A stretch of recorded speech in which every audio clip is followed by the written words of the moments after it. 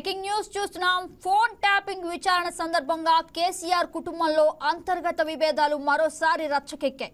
Phone tapping కేసులో సంతోష్ రావు విచారణకు హాజరు కావాలని సిట్ నోటీసులు పంపిన వేళ కవిత సంచలన వ్యాఖ్యలు చేశారు. గతంలో కేసీఆర్ చుట్టూ దయ్యాలు ఉన్నాయన్న కవిత ఇప్పుడు ఆ దయ్యం ఎవరో చెప్పేసింది. నిమ్స్ ఆసుపత్రిలో చికిత్స పొందుతున్న బాధితులను పరామర్శించిన అనంతరం తెలంగాణ జాగృతి అధ్యక్షురాలు కవిత మీడియాతో వ్యాఖ్యలు చేశారు. కేసీఆర్ కి కొడుకు వరుస అయ్యే సంతోష్ రావుని ఆమె దయ్యంతో పోలుస్తూ తీవ్ర స్థాయిలో విరుచుకుపడ్డారు. సంతోష్ రావు కేసీఆర్ కళ్ళుగప్పి ఉద్యమకారులను ఆయనకు దూరం చేశారని కవిత ఆరోపించారు. అంతేకాకుండా సంతోష్ రావు సీఎం రేవంత్ రెడ్డి ఏజెంట్ అని గానే వ్యవహరిస్తున్నారని సంచలన ఆరోపణ చేశారు.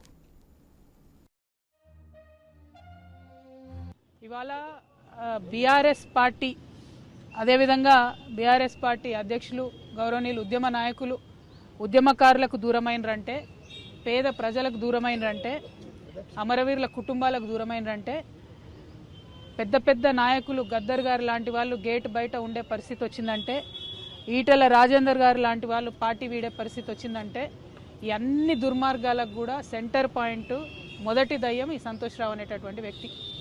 మరి ఆ సంతోష్ రావు గారిని సిట్ ఇప్పుడు పిలిచిందని చెప్తూ ఉన్నారు ఫోన్ ట్యాపింగ్ విషయంలో.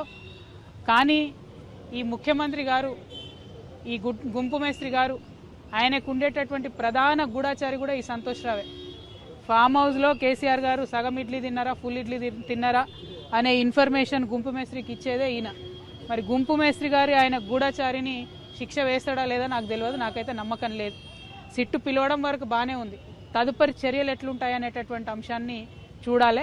అదేవిధంగా మరి బీఆర్ఎస్ పార్టీ కార్యకర్తల నాయకులు కూడా గమనించుకోవాలి. ఇటువంటి దుర్మార్గుడికి హరీష్ రావు గారు, కేటీఆర్ గారు ట్వీట్స్ చేపెట్టి వత్తాసు పలకడం ఎందుకో అర్థమైతలేదు నాకు. మొత్తం పార్టీలో అనేక మంది నాయకులకు కన్నీళ్లు తెప్పించి రక్త కన్నీరు పెట్టించినటువంటి దుర్మార్గుడు, మొదటి దయ్యం, నేను ముందు నుంచి చెప్తున్నటువంటి దయ్యం ఈ వ్యక్తి. మరి ఈ వ్యక్తి ఇవాళ వచ్చిందంటే చట్టం కరెక్ట్గా తన పని చేస్తే శిక్ష ఖచ్చితంగా పడుతుంది.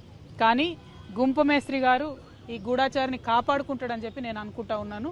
మరి అటువంటి పరిస్థితి రాకుండా పోలీస్ డిపార్ట్మెంట్ వాళ్ళు పకడ్బందీగా మీ పని మీరు రాజకీయాలకు అతీతంగా చేయాలని కూడా డిమాండ్ చేస్తారు. ఇవాళ బీఆర్ఎస్ పార్టీ అదేవిధంగా బీఆర్ఎస్ పార్టీ అధ్యక్షులు గౌరవనీయులు